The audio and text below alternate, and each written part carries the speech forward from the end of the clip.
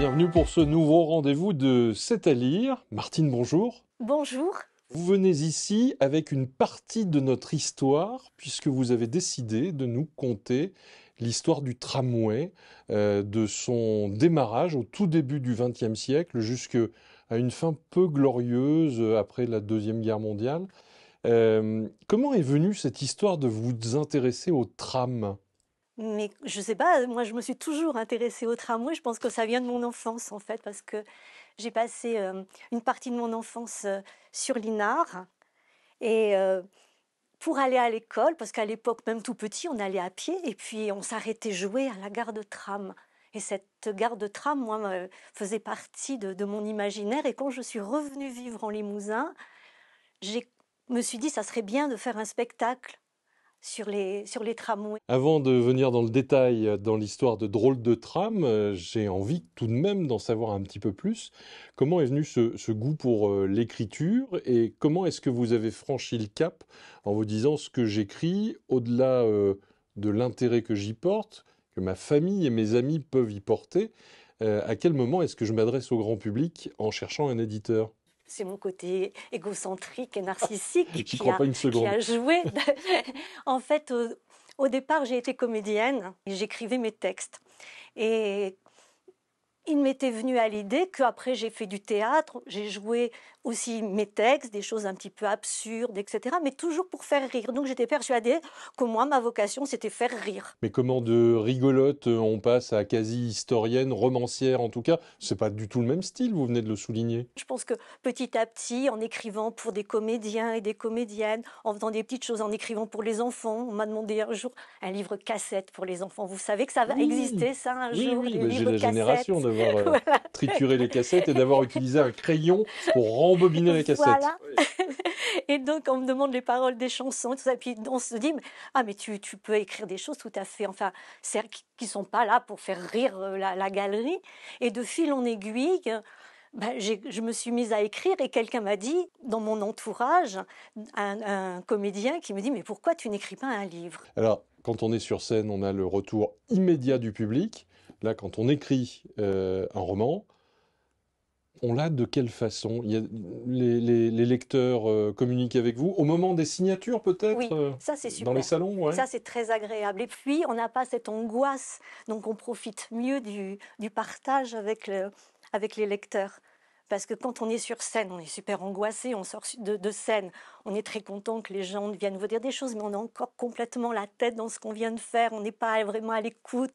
Alors que là, c'est formidable. On arrive, le texte, il est dans la boîte, il fait son travail tout seul. Au-delà de l'histoire du tram, c'est l'histoire d'une famille que vous nous contez dans Drôle de tram.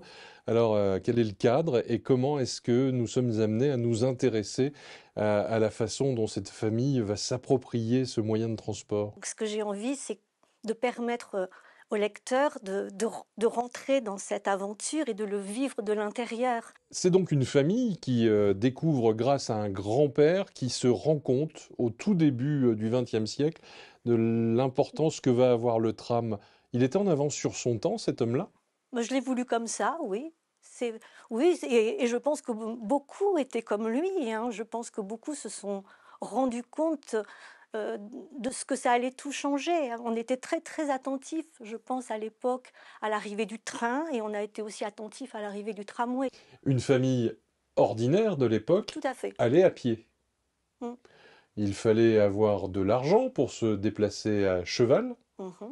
bien peu Exactement. utiliser la bicyclette.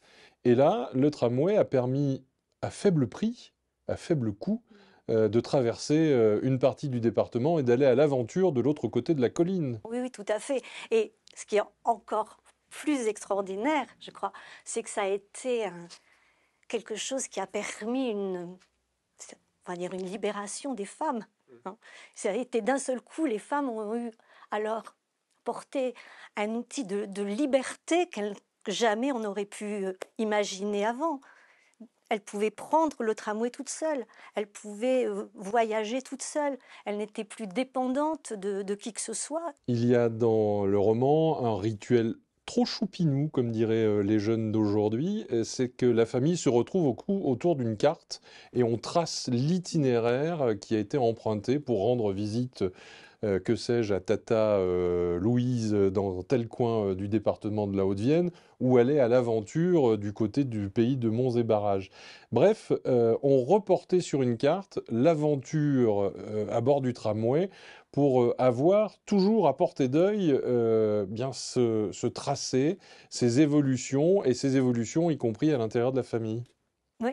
Et en plus, on met au fur et à mesure les cartes postales qui correspondent avec les photos du tramway, les photos des gares de tram. Enfin, voilà, moi, c'est un moyen, un prétexte que j'ai trouvé, mais qui me paraissait tout à fait plausible. C'est plus sympa qu'un smartphone en plus de l'avoir affiché au mur.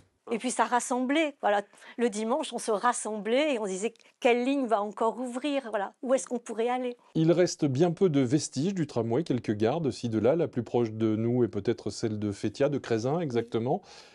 Émoutier va nous faire le plaisir de restaurer sa gare de tramway. Vous y êtes attentive à ces vestiges? Ah oui, tout à fait. Et là, Pourquoi? je sais pas, moi, je suis quelqu'un qui est très, très habité par la nostalgie, par la transmission. Donc, moi, c'est vrai que quand j'étais allée il y a très, très, très longtemps à Émoutier chercher la gare, les gens me répondaient, mais madame, il n'y a plus de tram. Enfin, comme si j'arrivais d'une autre planète et que de quoi je parlais. Drôle de trame, Martine Douté, c'est chez Les Temps Modernes, une maison d'édition dont on parlera bientôt.